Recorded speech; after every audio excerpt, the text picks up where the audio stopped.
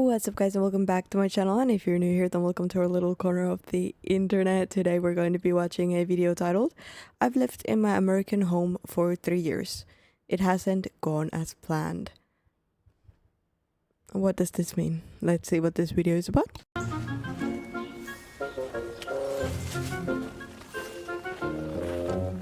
It's been 3 years since I moved into my first American house. And if you were subscribed at the time, you may remember that I have many well-laid plans. New tiling, smooth air conditioning, because this is America, and all the appliances that YouTube superstardom can afford. But I'm here today to admit to you that it hasn't all gone according to plan. Of course, if you're not subscribed to this channel, do that now. In the meantime, I need to get warm. For the past year, I've been keeping a secret from you all. Back in 2025, when you watched me make various American dishes from this very kitchen, I unintentionally gave you the impression that this was the only oven in the room with us. Well, it wasn't. This absolute beauty was just sitting here the whole time, propping up chopping boards and generally being forgotten about. And I know what you're thinking. Ooh, Lawrence, why on earth do you have 2 ovens? Is that an American thing? Well, apart from the fact that my wife and I wanted one each, the reason is this. The oven that came with our house was not really to our taste. So after much discussion, we both arrived at my wife's consensus that a 1950s model would work better. And that's because we're time travelers. That's actually pretty cool. Ow. Oh no. What the hell was that? But first, I want to address a question that just collectively entered your brains. Why, Lawrence, if you don't like it, are you still using the oven that came with the house? And the short answer to that is procrastination. We keep putting off using the fun oven because in our heads, setting it up would just be another task on top of all of the other tasks. But then, we don't do the other stuff either, which pinpoints exactly why a lot of things haven't gone as planned. He's kneeling on the floor, right? Because he looks so short there. Right? Must be. Stuff either, which pinpoints exactly why a lot of things haven't gone as planned. You see, American homes tend to come with more responsibilities than British ones. Whether it's decluttering a garage that's twice the size of the one that I had back home, or changing out the filter on my air conditioning. So given the grueling demands of being an international YouTube sensation, it just seemed easier to give up on the house. That is, until I looked a bit more closely at this. No, not the camera, the thing that it's sitting in. In this house we love a good fold-out coffee table. Unfortunately, this one didn't love us back. Mainly because the human... I want one. I still need to look for... Oh, I'm getting the stomach ache again. I get like butterflies in my stomach when I get really excited. But I still need to look for furniture for my apartment. I am so excited about that, guys. I am so excited. Like, I can't express enough how excited I am to play The Sims in real life. Of the house did this, and the dogs of the house did this. So now that the dogs have finally grown out of table legs, we have some important breaking news. We bought a new coffee table. A quote often attributed to Vincent van Gogh is, "Great things are not done by impulse, but by a series of small things brought together." For us, this coffee table represents the first small step in a long line of small steps to come, and when I say small, it took 2 hours. Anyway, before the world's media, we can now reveal our new coffee table, and please, no autographs at this time.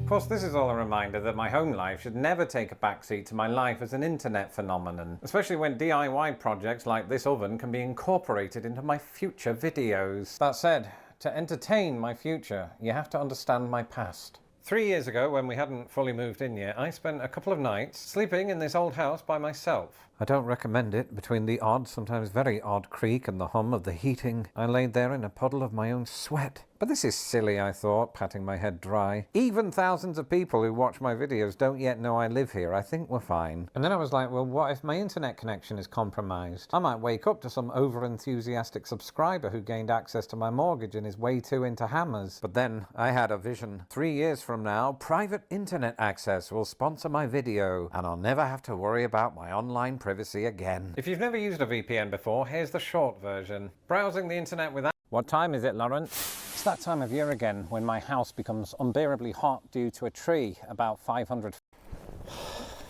I just want to warn you that in a moment you're going to see something pretty extraordinary. Basically, I'm about to film myself travelling 5 months into the future in what will be the first recorded case of human time travel. Given the unprecedented nature of this event, some viewers may be disturbed by the image of a human transporting through time, while others might dabble in conspiracy theories alleging that the events were filmed last June. Either way, I'm ready, guys. What time is it, Lawrence? It's that time of year again when my house becomes unbearably hot due to a tree about 500 feet away. And you might be thinking, what does a tree have to do with the temperature of your house, Lawrence? And it all has to do with something that I spoke about a few years ago, poplar fluff. This invasion of what looks like the inside of a pillow gets all over everything, including my HVAC.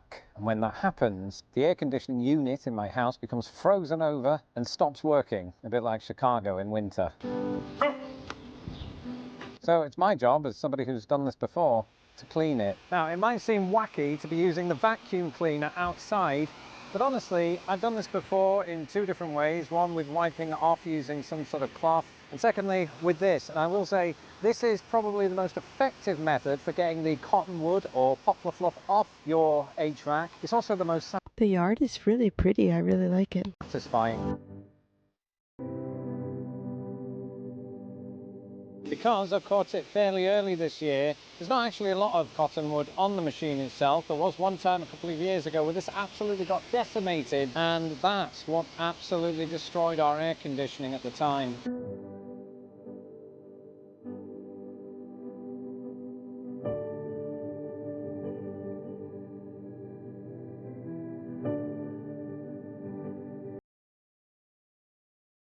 Despite battling nature's various attempts at dandruff, I haven't spent nearly enough time in my yard. And it's a yard that's had to endure 5 or 6 heavy snowfalls in the past several weeks. And to put that into context, that's awful. But you know what's even worse? The fact that I'm filming in a wind chill of -30. Fellow Midwesterners will know that during these conditions it's a good idea to let your faucet drip so that the pipe doesn't burst, and no, that's not a euphemism. You also have to do most of the things outlined in this video, which you'll watch after this one. And I've put more salt down on my property in the last month than Wendy's has on all of its fries. Actually, I'm being told that's not true. Even though I've lived in the region for the better part of a decade, Midwestern home ownership requires a lot more manual labour than Midwestern renting, which goes to show that procrastination isn't the only reason that our house got on top of us. Because if you have to spend energy dealing with this, you have less desire to do things like this. So actually procrastination is the only reason. But not anymore.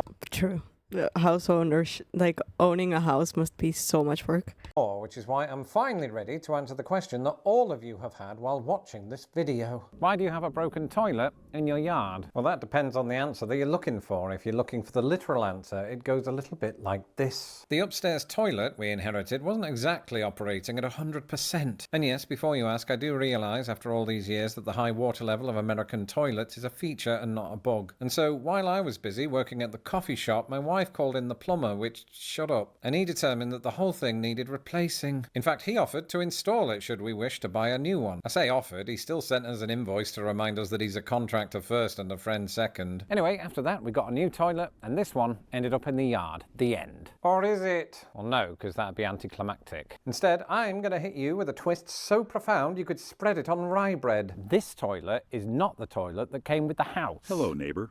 Yeah, no, I'm filming another video. Yeah, I have to hide forever. So yeah, the toilet out there is a mysterious third toilet that you're all about to feel really sorry for. During its early time on planet Earth, life was looking up for this young prodigy with a perfect sheen. It's a pink toilet? Rolled off the assembly line of wherever it is toilets are made, and it was given one directive: go to Lawrence's house. See, that is the replacement toilet. But hold on, Lawrence, you just told us that we got a new toilet and this one ended up in the yard. Yes, I did.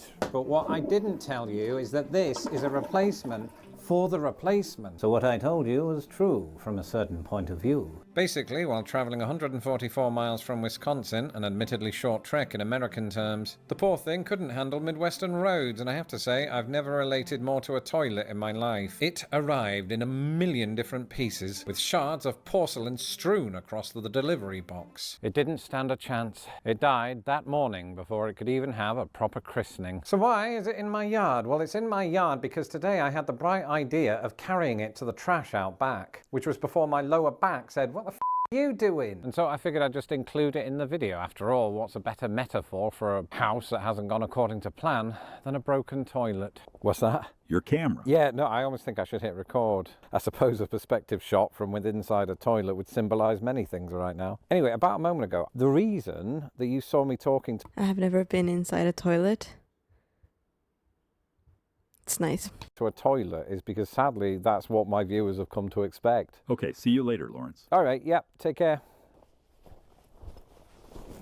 Oh, it was recording. Anyway, that's it for this video. Let me know in the comments below if you've had any housing mishaps. And in the meantime, here are some of the things that confuse me about life in the American Midwest. You'll watch that video next. And until next time, goodbye. Goodbye. I don't know. I'm scared about this. Like, if I'm gonna have any mishaps in my new home. Hopefully not. The most important part for me is internet connection, so I can hang out with you guys. I mean, apart from that, I think I'm good. I think I should be good. Either way, guys, thank you so much for joining me for this video. I really hope you liked it. Please leave a like, subscribe if you haven't yet, and I'll see you guys in the next video.